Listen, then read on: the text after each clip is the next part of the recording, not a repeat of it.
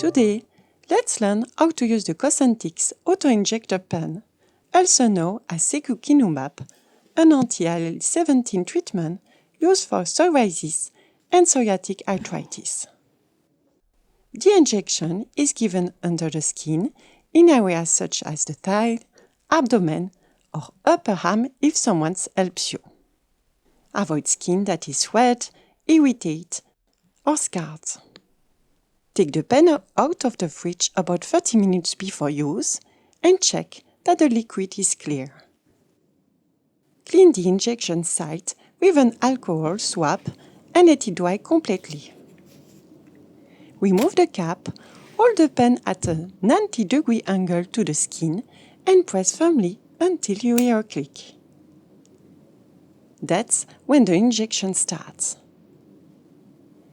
Keep it pressed until the second click. Then, leave the pen straight off.